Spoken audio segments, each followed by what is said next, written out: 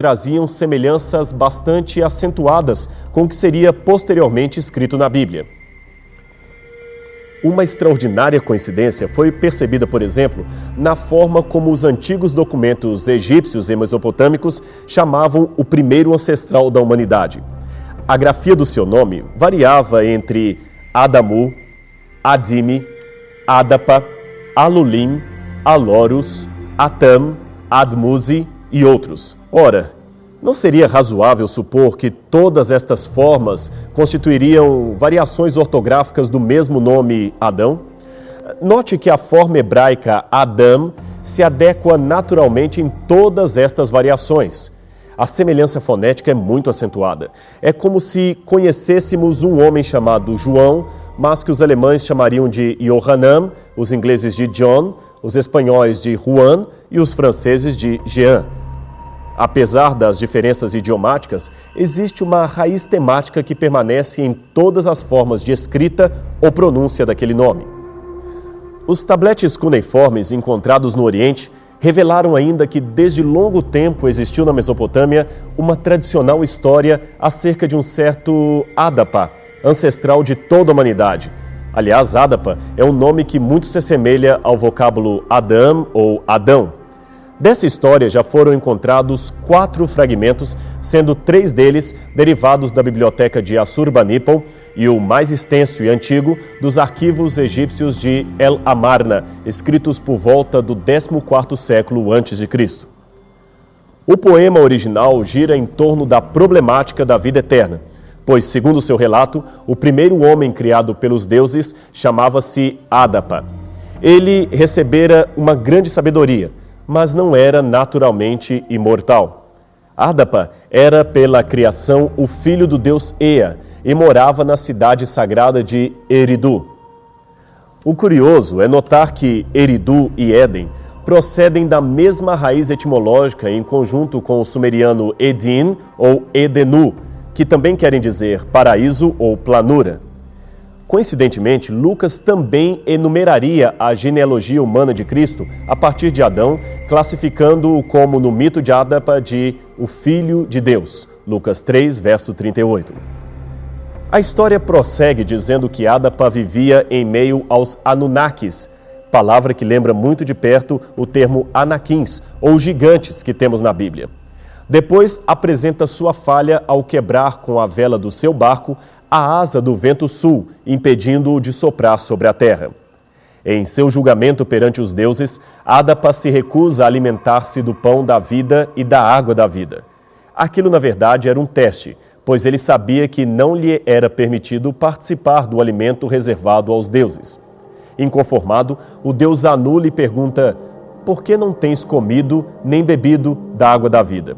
Se assim fazes, não poderás ter a vida eterna. Estas palavras ecoam a mesma proposta da serpente ao oferecer o fruto para Eva. É certo que não morrereis, porque no dia em que dele comerdes, sereis iguais a Deus. Adapa, portanto, é elogiado em sua atitude de recusar comer o fruto proibido. A única coisa que ele aceitou dos deuses foi tomar sobre si um segundo manto, dado para substituir o primeiro, que era o manto da lamentação, e ser ungido com azeite. Estes 2 elementos simbolizam a justiça que é outorgada por outrem àquele que mereceria morrer. Embora o Gênesis não fale nada acerca do azeite, traz o tema das 2 vestes de Adão, que primeiro faz para si e sua mulher cintas de folhas e, no final, é vestido com um segundo manto feito a partir da pele de um animal. Isso está em Gênesis capítulo 3, versos 7 e 21. Na mentalidade da época, era forte a ideia de que a imortalidade não era algo que nos pertencesse naturalmente. Ela seria outorgada pelos deuses. Igualmente, na visão bíblica, o homem não é criado como um ser imortal, mas como um candidato à imortalidade mediante a obediência. Com a entrada do pecado, perdemos a vida eterna e agora somente em Cristo podemos, de fato, recuperá-la. Com peculiaridades próprias de cada poema, esta mesma estrutura de criação e queda do gênero humano aparece em outras histórias espalhadas pelo antigo Oriente Médio. E todas, igualmente, possuem semelhanças incríveis com o relato bíblico. No épico babilônico de Gilgamesh, o lendário herói sumeriano tem um amigo chamado Enkidu, que é seduzido por uma cortesã da deusa Ishtar e passa a ter o conhecimento pleno, símile do conhecimento do bem e do mal mencionado na Bíblia. Após este ocorrido, Ishtar lhe declara: "Você agora é um conhecedor, Enkidu. Você será igual a Deus." Então ela improvisa vestiduras e o veste com elas. Um tablete encontrado em 1934 no sítio de Khor-Shabba, a 23 quilômetros de Nínive, contém uma lista de reis assírios, começando com 17 reis que viveram em tendas, provavelmente os líderes dos povos nômades. Tudia é o primeiro nome da lista, seguido por Adamu, que muito provavelmente seria um título de realeza advindo de um ancestral famoso, como foi o nome César para os imperadores romanos. Mais à frente, noutra lista, encontramos o 37º rei, chamado Puzar-Azur. Ele era um dos vários reis nomeados em homenagem ao seu ancestral Azur, o fundador da Assíria. Em Gênesis capítulo 4, verso 22, encontramos o mesmo costume num dos descendentes de Caim, que se autodenomina Tubal-Caim. Assim, é possível que Adamu tenha sido um rei que assumiu esse nome em homenagem a outro Adamu, importante, que existiu bem antes dele. E por que não supor que seria uma homenagem ao Adão que viveu no Éden? Estes foram apenas alguns exemplos extraídos do Oriente Médio, mas existem ainda muitos mais. Todos eles testemunham, inclusive, a história de como o dilúvio e a Torre de Babel fizeram parte da relação do mundo.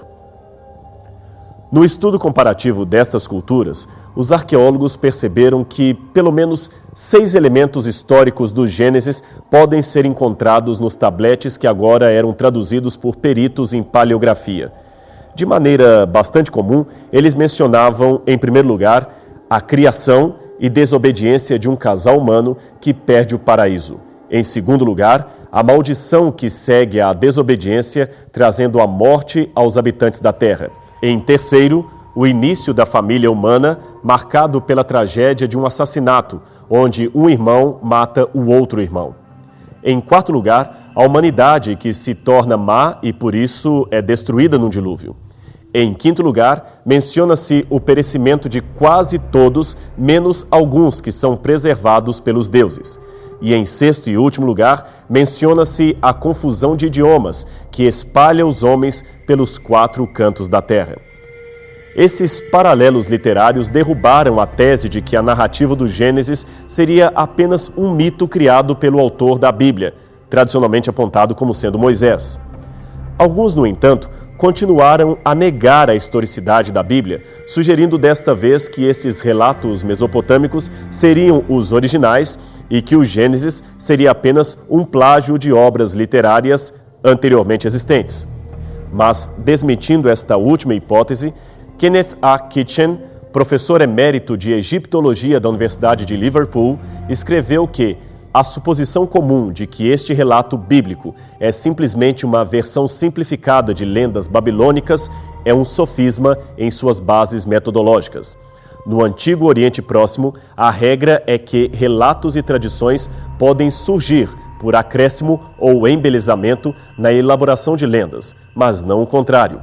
No Antigo Oriente, as lendas não eram simplificadas para se tornar pseudo-histórias, como tem sido sugerido para o Gênesis. Ao contrário de ser um plágio, o Gênesis possui características de ser quase uma correção daquilo que o antecede. A prova disto está no fato de que, dentre todos os textos, ele é o único que assume um monoteísmo clássico, isto é, a adoração de um único Deus, em meio às versões milenares que preferiam atribuir aos deuses a obra de criação, julgamento e planejamento do universo, incluindo a Terra.